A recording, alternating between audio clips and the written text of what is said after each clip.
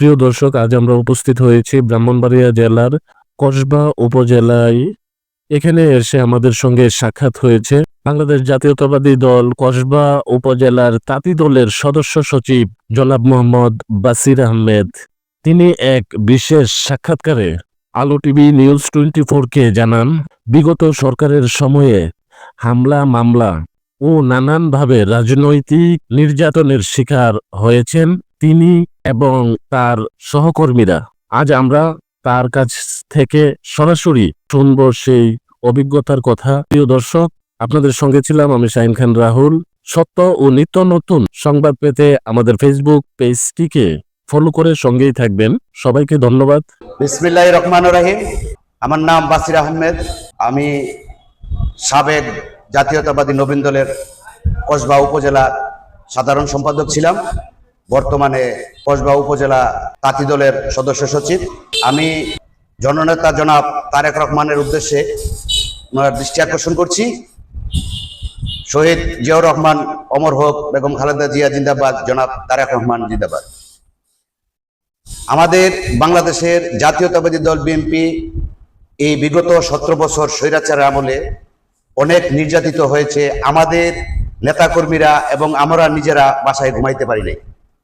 আমি নিজে ব্যক্তিগতভাবে আমি 3টা বাসা চেঞ্জ করেছি এই 17 বছরে।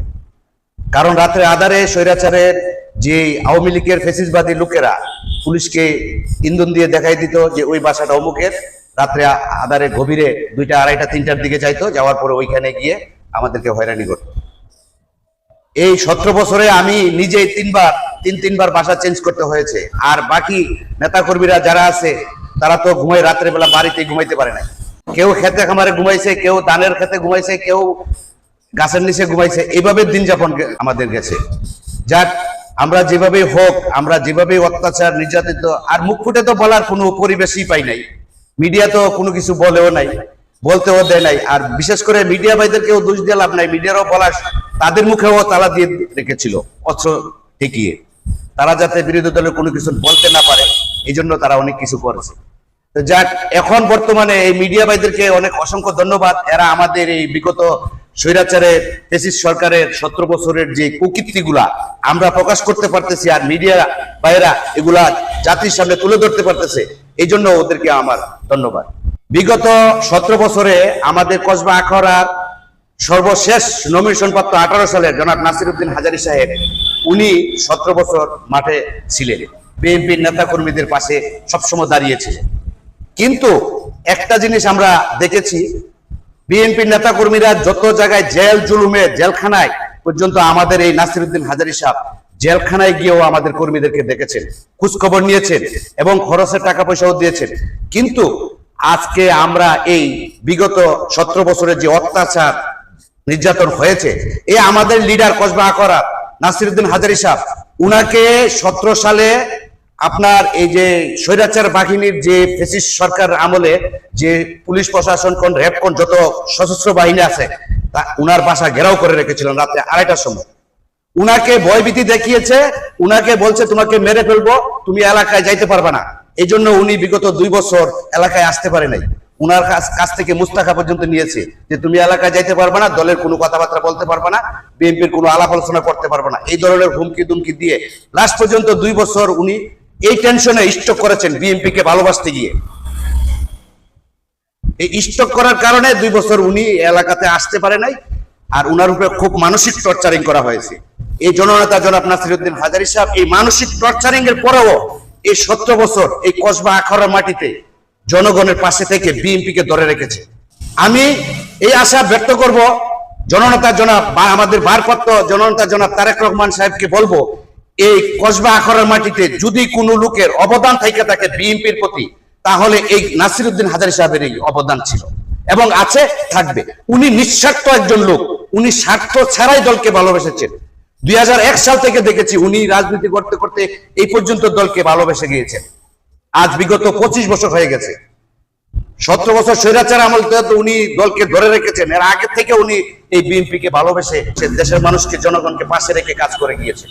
এই ভারপ্রাপ্ত চেয়ারম্যানের কাছে আমার দৃষ্টি আকর্ষণ করছি, আমাদের কসবা আখাউড়ার সর্বশেষ 18 সালে নমিনেশন পেয়েছিল আমাদের জননেতা জনাব নাসির উদ্দিন হাজারী সাহেব। তো উনাকে আশা করি উনি খুব ভালো মানুষ, উনার কোনো তুলনা হয় না। আমি বলবো না, সাধারণ জনগণের কাছে যান, সাধারণ আম পাবলিক যারা, তাদের কাছে গিয়ে বলেন যে নাসিরউদ্দিন হাজারে কি লোক।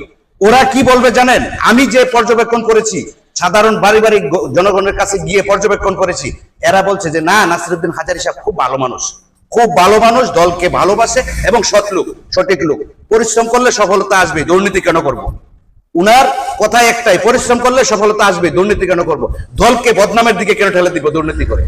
এই জন্য দলকে যাতে, দলের যাতে বদনাম না হয়, এই জন্য এমন কোন দুর্নীতি করা যাবে না দলের বদনামের জন্য। যাক, আমি পরিশেষে আমি বাংলাদেশের জনগণ এবং বাংলাদেশের যত মিডিয়া বাইরে আছেন, আমি ওদেরকে অসংখ্য ধন্যবাদ। আজকে আমরা ওদের কারণে, মিডিয়াদের কারণে আমরা মন খুলে দুই চার কথা বলতে পারি, আর মিডিয়া বাইরেও সবার কাছে আমাদের কথাগুলো পৌঁছাই দিতে পারে। আর বিশেষ করে বলবো, আমার জননেতা জনাব, ভারপ্রাপ্ত জননেতা জনাব তারেক রহমান সাহেব বলেছে খুব শীঘ্রই নির্বাচন দেওয়ার জন্য। ডক্টর ইউনূস সাহেব উনিও বলেছেন যে খুব শীঘ্রই নির্বাচন দিবে, জানুয়ারি ফেব্রুয়ারির মাঝামাঝি নির্বাচন হবে। তো আমাদের প্রধান উপদেষ্টা ডক্টর ইউনূস সাহেবকে বিশেষ দৃষ্টি আকর্ষণ করছি, উনি যাতে জানুয়ারি ফেব্রুয়ারির মাঝামাঝি সুশৃঙ্খল বজায় রেখে আমাদের এই বাংলার মাটিতে সুষ্ঠু নির্বাচন দিয়ে একটা পরিবেশ তৈরি করে, এবং সুষ্ঠু নির্বাচন যে আজ 17 বছর পরে সুষ্ঠু নির্বাচন হয়েছে, এইটা দেখিয়ে দিয়ে জনগণের কাছে যাবে ডক্টর ইউনূস সাহেব, ইনশাআল্লাহ। এই প্রত্যাশা রেখে আমি ব্যক্ত করছি যে আমাদের ভারপ্রাপ্ত চেয়ারম্যান জনাব তারেক রহমান আমাদের দেশে আসবেন বীরের বেশে। খুব শীঘ্রই আমাদের দেশকে আজকে এসে দলকে সুসংগঠিত করে দলের খাল শক্ত হাতে ধরবেন ইনশাআল্লাহ। আর বিশেষ করে আমাদের কসবা উপজেলা জাতীয়তাবাদী তাঁতি দলের সম্পূর্ণ গুছানো একটা বিএনপির সংসার হিসাবে আমরা মনে করি। আশা করি আমরা এই তাঁতি দলটাকে আগামীতে এগিয়ে নিয়ে যাব। আর জননেতা জনাব নাসিরউদ্দিন হাজারী সাহেবের প্রশংসা করলে শেষ হবে না। এই দুর্দিনে জেল, জুলুম, হত্যা, নির্যাতন যত কিছু আছে সব জায়গায় নাসিরউদ্দিন হাজারী সাহেব গিয়েছে। আমি এই স্বৈরাচারের আমলে এই ঢাকাতে 10 বার অ্যাটেন্ড করেছি বড় বড় প্রোগ্রামে, এই নাসিরউদ্দিন হাজারী সাহেবের নেতৃত্বে। বক্তব্য এখানে শেষ করছি। আল্লাহ হাফেজ।